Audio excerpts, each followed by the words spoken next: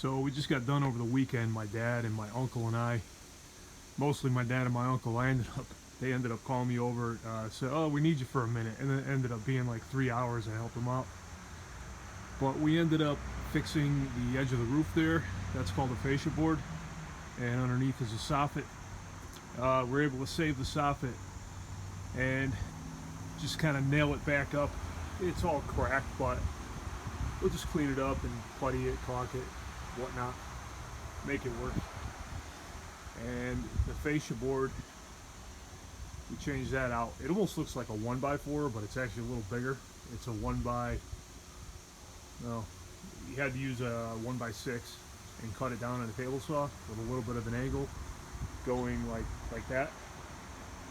And yeah, had to kind of cut some about right, and then it doesn't quite fit, we got to cut a little more, and it's a little better, but we can make it better, so we got to cut a little more. And yeah, ended up taking pretty much a whole Saturday.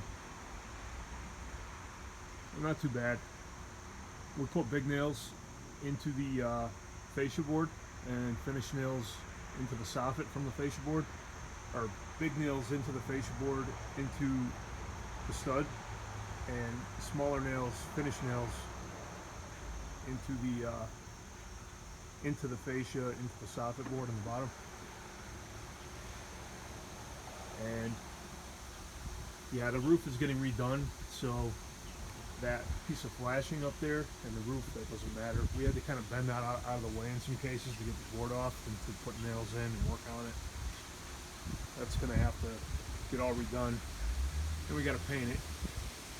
The gutter, my parents' house, had leaf guard gutters put on, and so this one has to be changed out. Leaf guard will, from what I understand, they'll change the boards out, but they don't paint, so they would put a gutter right over that board, and it would probably be fine because it's pretty much covered up. But really a good idea to at least get a coat of paint on it. It's primed. It's primed from my I don't know if I mentioned, I can't remember. My dad and my uncle went out and got lumber, I believe from, I want to say Lowe's, maybe Home Depot, one of the two.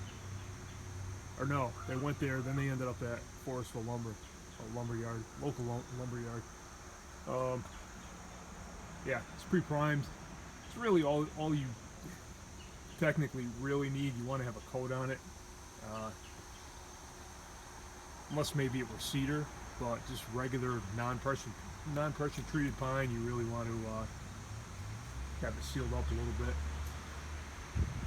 The bottom here, also put screws up into it, because it was all, I mean, it actually looks flatter than it did before a tree branch fell on it. That one back there, that soffit, was hanging down in the middle, like drooping like that, and this one here was kind of all over the place. So it was probably already a little bit cracked before the tree branch fell on it, but the tree branch definitely messed it up majority. And also messed the siding up a little bit, but that could be just sanded out and painted, and it's actually not as bad as it looks. So yeah, that's what happens when you have a tree that big over the house. The tree, I measured it out. I'm trying to remember exactly. I believe the circumference was 15.5 feet, and that was about a foot up from the ground. So the tree is about, it's almost 5 feet thick. You know, you do the 3.14, the pi, you know.